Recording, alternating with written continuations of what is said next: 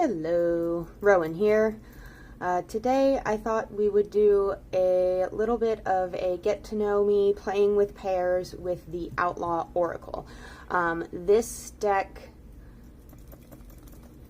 is currently giving me strife. So I bought this deck on impulse because it is very nostalgic to me. My mother smoked Marlboros while I was growing up. A lot of the images and ideas in this deck really resonate with a lot of the people who were in my family and associated with my family during my childhood. It has a lot of motifs that really speak to the Texan way. By the way, I'm Texan. I don't know if you can tell. Howdy. Yeah. So something about this deck just really speaks to my inner child, strange as it may seem. Don't smoke, kids. I love this deck so much, but I also really struggle to love this deck so much. Why am I doing it this way? Excuse me. It's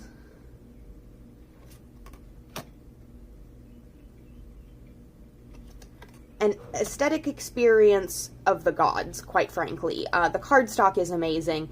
The gold gilding is amazing. The backs are amazing. The photographs are amazing.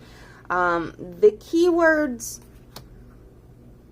are good. I do think that some of them are overlappy, which is an issue that I frequently have with small decks like this one. It's only 44 cards, and a lot of the vibes are like, okay, there's a guy holding a beer and a guy holding a beer. They're very different cards, those two that I just showed, but some of these are not very different cards one from another.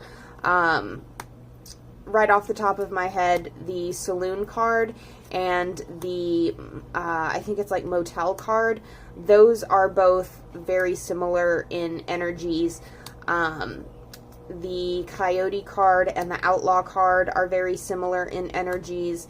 The smoke card is similar in energy to another one. I want to say the Our Lady card, maybe. Wanderlust is similar to the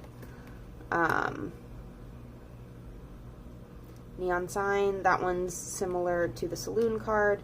Wanderlust reminds me of the outlaw card. There's a lot of overlap here.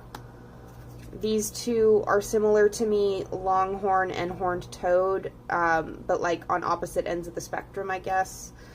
But then Horned Toad is similar to another card. I don't know. There's a lot of overlap. I'm sorry. I'm trying to show you every single card that's in this deck, and here I am just getting ahead of myself.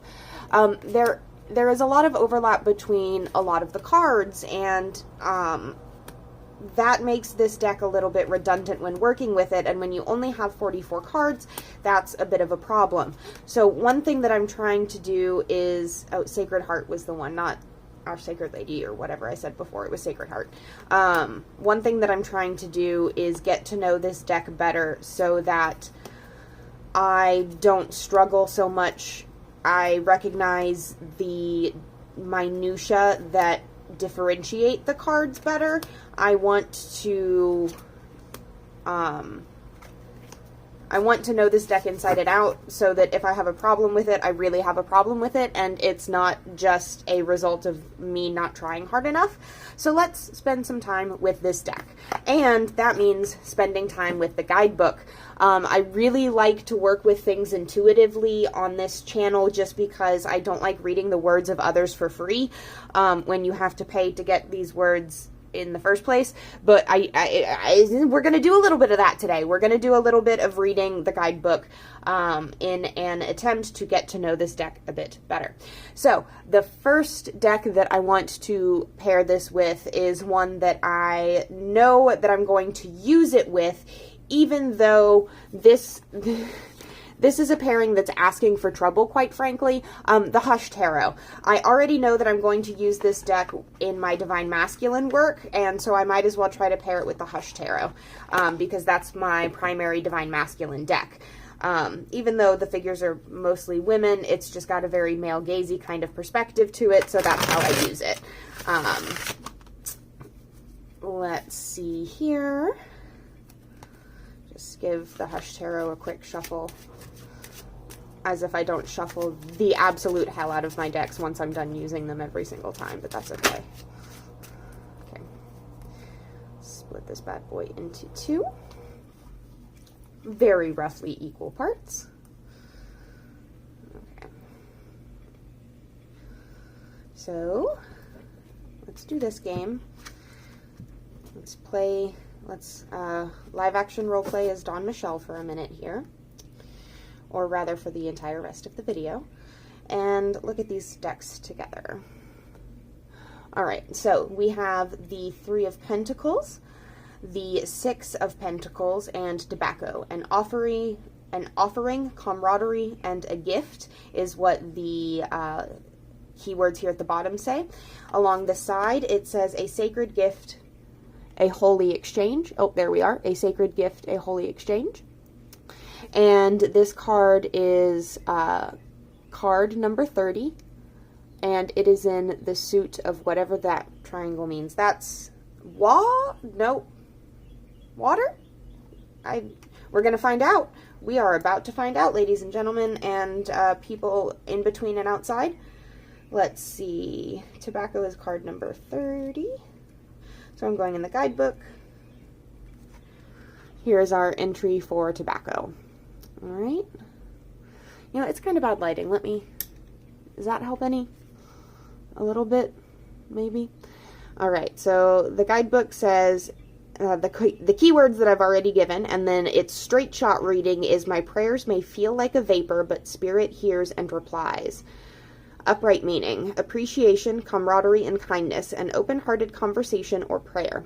In reversed, it means addiction, honoring what was and moving beyond the past, breaking past cycles, openness to new starts, and fresh perspectives.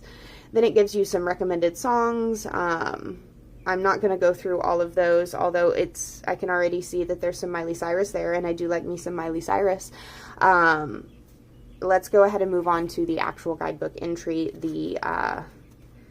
over here.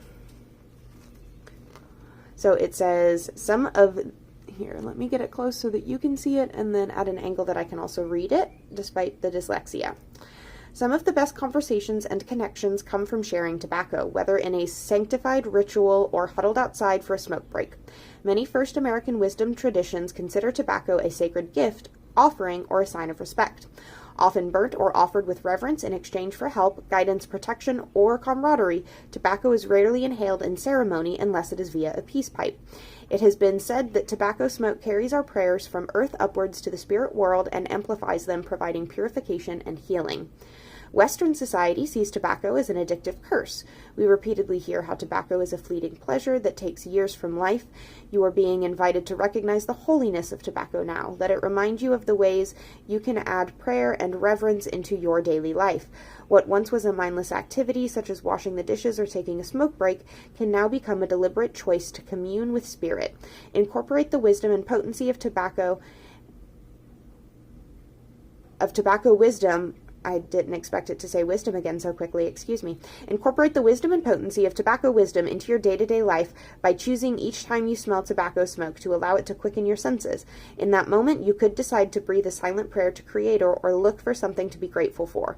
Whatever it is, make it an empowering choice. You find yourself being asked for a light from time to time. Share yours. Your openness will be rewarded. Okay, that makes sense with the cards that are around it. This idea of, like, to me, the Three of Coins is very much about apprenticeship. It's about learning from the people around you. It's about coming together with your peers and for the first time being recognized for your talents by the people around you in the act of creation. And then over here we have the Six of Pentacles, which is all about giving, about empathy, about sharing what is yours when you have enough to share. And so these cards really do make sense to me with the tobacco card. The camera loves to cut me off at exactly 10 minutes. You'd think I would learn a lesson. I refuse to. I'm not going to set an egg timer. That'd be too smart. We're moving on. Our next draw is the Ace of Wands, the King of Wands, and Scorpion, which is card number 43. The keywords here are formidable, guardian, safeguard. And on the side, it says gatekeeper of past, privacy, hidden ones. And I'm not going to read the whole guidebook entry for this one, but we can read the straight shot. It's in the suit of water because for some reason people associate scorpions with water. I don't get that one, I admit. And the straight shot for this one is, in every death there is a rebirth. I am unafraid of my shadow. And I admit I did not find the guidebook entry for Scorpion to be particularly helpful, like the longer entry. It's a little bit all over the place, but it does have some overarching connective tissue there that scorpions live underground, so they burrow and they survive in harsh conditions, which a lot of this guidebook is about surviving in harsh conditions. And like, I get it, that's very much so the energy that's here, but after a while it gets redundant, you know? Like, I paid so much money for 44, not even 45, 44 cards, and a lot of them overlap, and so I find that frustrating. I want to love this oracle so much, and I do love the aesthetic experience of it so much, but I find the messages to be a bit lacking.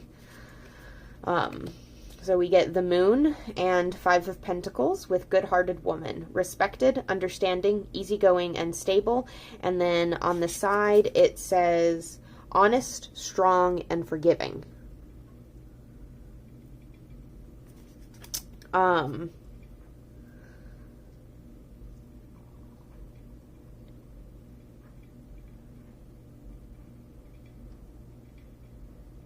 I admit I don't know what to make of that reading. This is the sort of reading that I would have to spend time sitting with to see if I could glean anything from it, or I would simply do this and move on to the next one to see if it resonated. So we get the Queen of Swords and Nine of Pentacles, and we get Desert Rose. Rare strength, unlikely bloom, and beauty in the dust is what this one says on the side. So this one makes a little bit more sense to me. Queen of Swords is an energy of perception, an energy of judgment, an energy of almost superiority, an energy of being more clever than the people around you and knowing it and showing it on your face. It's also an energy of being defensive, of having all of your walls up. It's an energy of being in your own strength but not letting other people into that strength to me. And that really matches the Desert Rose energy. And then over here, the Nine of Pentacles to me has always been a card that's about financial stability, security, of physical abundance, not necessarily in having everything that you could ever need, but being able to meet your needs and meet your wants at the same time as well. Like, this isn't a card about like perfected financial situations. This is instead a card about having, like, okay, being 45 and being able to invest in an expensive vacation rather than just going a couple of hours. I live in Texas, a couple of hours away from your home for an overnight stay. Like, that's the energy. Like, for the first time in your life, having that kind of financial and material stability and savings. And that, like, that makes sense to me. That is a reading. I could journal about that. Let me put it that way. I could journal about that. And then we get the Wheel, the Outlaw, and the Eight of Swords. So the Wheel and the Eight of Swords give very much so conflicting energies here, and I like that with the Outlaw, paired with the concept of the Outlaw. And the keywords here are independent, authentic, and the outlier. And on the side, it says operating outside of the establishment.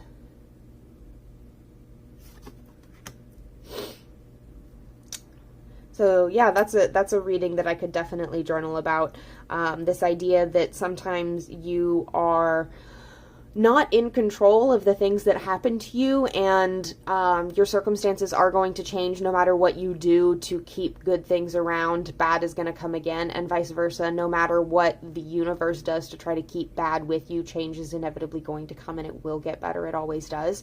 Paired with this energy of you're not as powerless as you think that you are. It looks like you don't have a way out, but you actually do if you would just use some of the senses that are left to you. And then this idea of the Outlaw, of not being able to be contained by the powers that be. Yeah, I like that. That's a good reading. Okay, I don't want to spend any more time on this deck. Let's move on to another one. I feel like I get the vibe that these two work together pretty well. I like that. That works for me. Next, let's see. Ooh, I'm just going to go ahead, stop filming, get it set up, and then we'll move on to the next deck. How about that? Okay, so the next deck that I want to try to pair this one with is the Rosebud Tarot. I don't know if I'm going to like this pairing or not. Oh, just yesterday I finally edged this deck in this gorgeous burgundy. I'm very happy with it. I don't know if I'm going to like these two together, but this is the closest thing I currently have to a photography deck, so I had to try. Here we go. Right off the bat, they both look like Polaroids, so that's kind of fun. So we get the Lovers, the Eagle, which is higher perspective, foresight, and visions, and we get the Six of Air, which to me is all about like moving on from one bad situation to start over again somewhere else. So that's a really interesting reading. The things that we commit ourselves to, and how when we get through those commitments, we have a different understanding, and maybe we would or would not make those same decisions again, and now we move on to something new, having learned something from the experience that we first got. I like that reading. Then we have the Moon, Our Lady, and the Two of Water. The keywords we have for Our Lady are apparitions, motherly spirit, and then it says Mama Tried. Oh, can you even see that? All right, so the Moon is about illusions, about not knowing what exactly is around you, about new experiences, about paths that you cannot see where they take you. The Two of Water is about emotional connection. It's about like coming together with someone or something that brings you joy, and it's oftentimes about new emotional connection, although not always. And then Our Lady being, so like this speaks to me as like a challenge. Go forth, try something new with regards to being motherly to the people that you love. Like that's how I would read this one. Five of Earth, Moonshine, and Six of Earth. Moonshine's keywords are homemade, illumination, and then it says holy water, white lightning.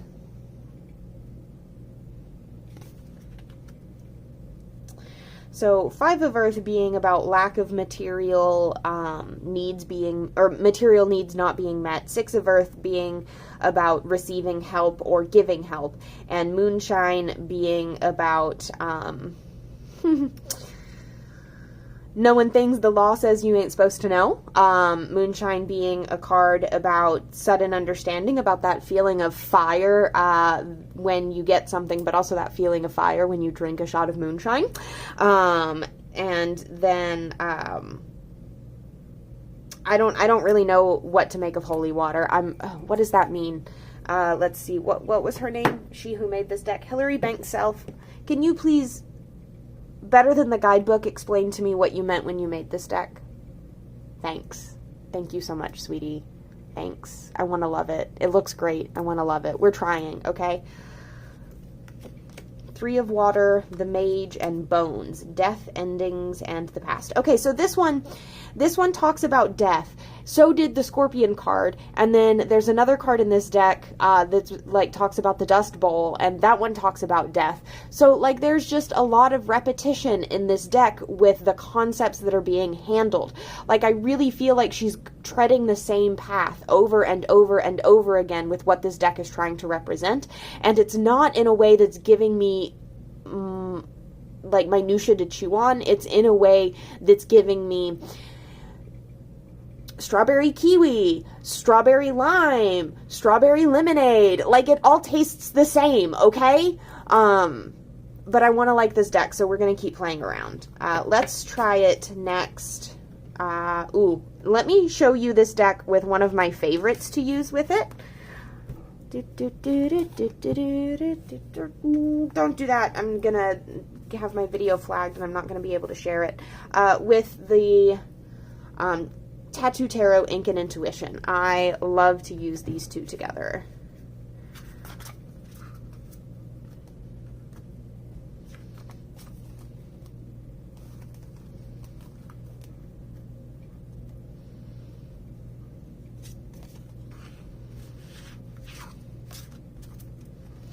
All right.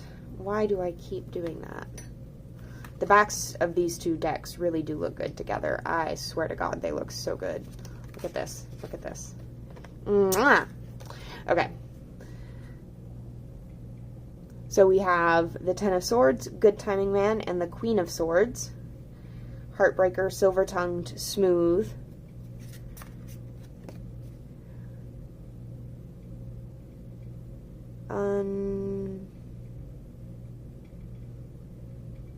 Untethered to anyone or anything is, I think, what that says. Oh, I suppose let's look in the guidebook. What did I do with the darn guidebook? What did I do with the guidebook? Here it is. All right, Good Timing Man, number 38, and it is the suit of air?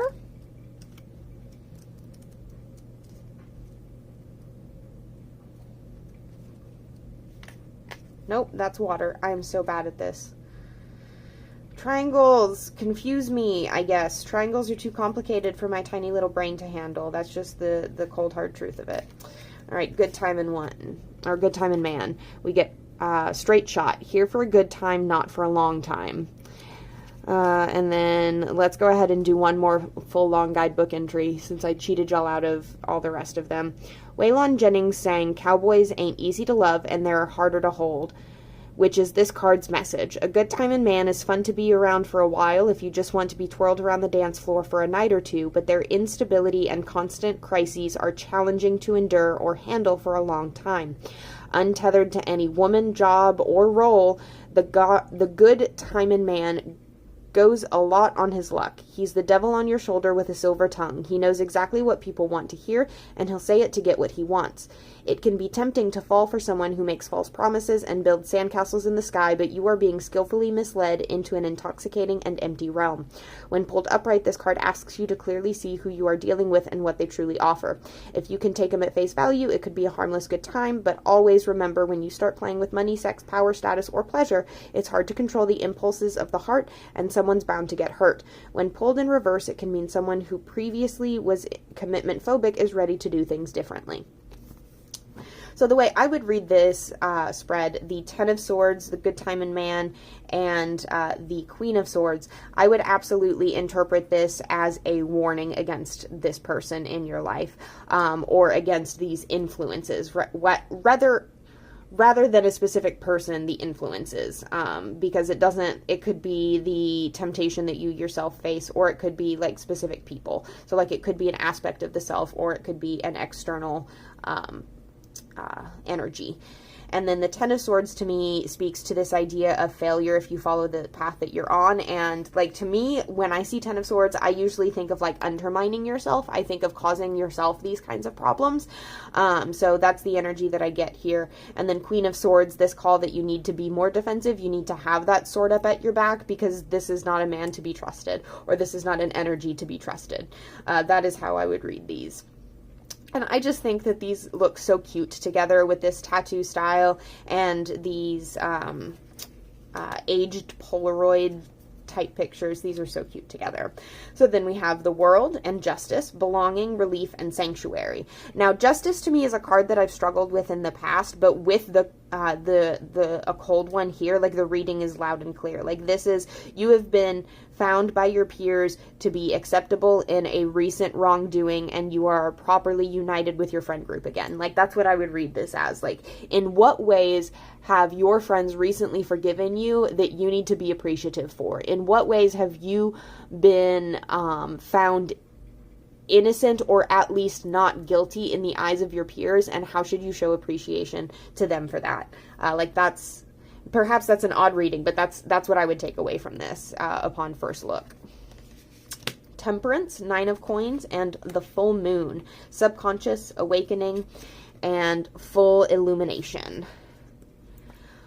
So Temperance, okay, this is actually an interesting thing to talk about. Justice and Temperance, to me, are two cards that I really struggle to tell apart from one another, or at least I did when I first started reading.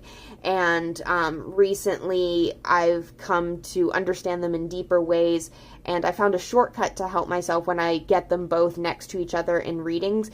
To me, Justice is about being held accountable to your peers, and Temperance is about being held accountable to yourself. So the way that I would read this 3-card spread is that you're currently pursuing financial or material abundance and satisfaction in a way that, quite frankly, is not going to give you what you want. You're not going to meet your end goal, and it's because you're going to realize that you don't actually need as much as you think that you need, and you are fully sustained on having a lot without having all, and you're going to temper your own actions, or you have an opportunity rather to temper your own actions and to grow as a person and to come to a new understanding about what you want out of life, if only you take the opportunity to fully reflect internally. So that is the reading that I get from those. Okay. This is a thing that frustrates me, is when decks have, like, when Oracle decks have cards that are very similar to tarot decks, like the Full Moon and the Moon, because I feel like it makes the meanings of them get muddy. I always pull on the tarot associations when I see them in an Oracle deck like that. Another example of this, the Herbal Astrology deck has several cards that are, one of them is reminiscent of the Magician, one of them is reminiscent of the Tower, and so when I pull those cards, that's basically how I read them, and it does a disservice to the Oracle because it means that I'm not giving the Oracle its due. I'm instead just slapping a tarot meaning on top of it. So that may be a me problem, but it is still something that bothers me. So another strike against this deck. But let's keep in mind that I'm trying very hard to love it, okay? I want this deck to rule. We're moving on. We get the Moon, Wild Heart, and Two of Wands. This makes perfect sense to me. So the keywords we get with Wild Hearts are unbridled and adventurous, gamblers, and then the side keywords say chasing passions and freedom. So traveling into the unknown, taking these adventures, letting the domestic and wild side of yourselves battle it out in the moonlight, planning the future ahead of you, but also choosing not to plan at the same time. So, like, this card I would kind of read reversed in this spread, even though I don't, like, I would read it as a shadow implication rather than as its upright self. And then, like, this idea of, like, hitting the road, being really adventurous, feeling that call to go and chase the sunset. That's this reading for me. I really like these two decks together. I think the energies match. They don't aesthetically fit perfectly, but the energies definitely match, and I get really good readings out of them. So I do like these two. The last one that I want to pair it with is one that I rarely pull out for any sort of, excuse me. I rarely pull this out for my daily readings because it sits in my purse. And if you have watched any one of several videos on my channel, you know which deck I'm talking about for that. And that is this little guy right here. Give me just a second. And you'll know exactly what it is when I take it out of the bag if you don't already. I'm assuming that y'all have been watching all of my videos and not just this one. If you haven't, I don't take it personally, but I do recommend going to my channel and taking a look at some of my other videos because I have more of them. Some of them aren't particularly good, but most of them are at least a good hangout sesh, a good vibe sesh. So yeah, go check out my channel. It is this deck that I'm referring to is the Pamela Coleman Smith's Rider-Waite playing card deck is the official name of this deck from US Games. It's the Rider-Waite Smith in a playing card form. What more is there to say about it? Give it a quick little shuffle. Split it in two. And let's take a look. We get Strength, the Page of Cups, and Sunset. Completion, Achievement, and Relief. And then here on the side, it says the payoff. So to me, this is about you have started something and you didn't fully understand what you were getting into, and now you are in over your head, but you're still determined to see it through. You are showing incredible amounts of strength, and even though you are a newbie learning in this situation, you are going to walk away from this having some kind of win against whatever it is you're doing. You might not necessarily finish perfectly, but you're going to finish. And so this is overall a positive reading to me. Okay, so the Seven of Swords, Saloon, and the Six of Pentacles. Saloon is escapism, good times, hideout, and feel good, safe haven, I think is what that says. So Seven of Swords can be about trickery, it can be about thievery, it can be about escape, it can be about seeking safety, it can be about plans that are very poorly thought through, it can be about impulsive decisions. The Six of Pentacles can be about empathy, it can be about piety, it can be about charity, but it can also be about self-righteousness. And then pair that with escapism, good times, and hideout. To me, this is a reading that says that you think that you have been behaving in one way, but in actuality, your intentions have not been as pure as you like to think that they are. You've been living a little bit in a fantasy land where you tell yourself you're a good person, but your actions are not actually matching that. And when they do, your attitude is not matching what you say it is. So that's how I would read this poll. I need to keep saying that. That's going to become like my catchphrase. That's how I'd read that. Put that on t-shirts or something.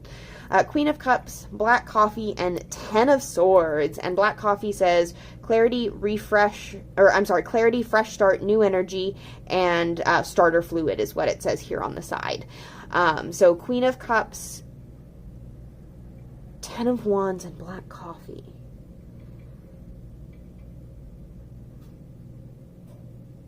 I have to admit, I would have to sit with this one a while before I understood the message it was trying to give me. This is definitely a sitter, a read the guidebooker, a scratch my header. These don't look bad together, but I don't necessarily know that I love the way they look together. They read fine. The Rider-Waite Smith pairs with just about anything, if you've got the right version of it. So I'm not worried in that regard. These are okay together. Anyway, I think that's all that I want to try to pair it with today. I don't necessarily know that I feel any different about this deck than I did when I started this video, but I still just, I want to like it a lot more than I do. That's where I'm landing on it. I want to love this deck because for all intents and purposes I should, but it's just not working with me. I've already listed my complaints against it. I'm not going to reiterate them here. I don't want to beat a dead horse. And quite frankly, if the artist of this deck, the photographer and guidebook author, if she were to watch this video, I hope she would know that this is not her fault. She has put a lot of work into this deck, and it is a beautiful piece of art. And obviously it called to me, or I wouldn't have purchased it in the first place. However, it might not necessarily be one that is as flexible in use as I personally like my Oracle decks to be. So even though right now my plans are to keep it and to continue to work with it, it's certainly not one of my top decks, and if somebody in my life said that they loved it and wished that they had it, I might consider gifting it. That's where I stand with this deck. That was fun. It was a good aesthetic experience, if nothing else. So let me clean up my cards while I continue to chit chat with you. And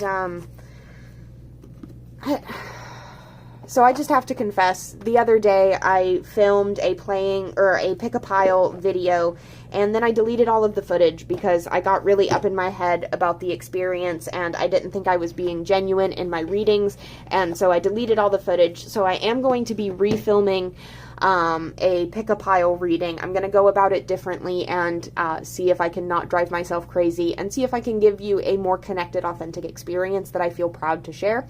That'll be coming up. I also have an idea for a video that I want to make a tag, so I'm going to do that in the near future, even though I'm a very small channel. I'm going to be trying that. Anyways, I'm going to let y'all all go. I'm almost out of time. I love you. Mwah! Bye!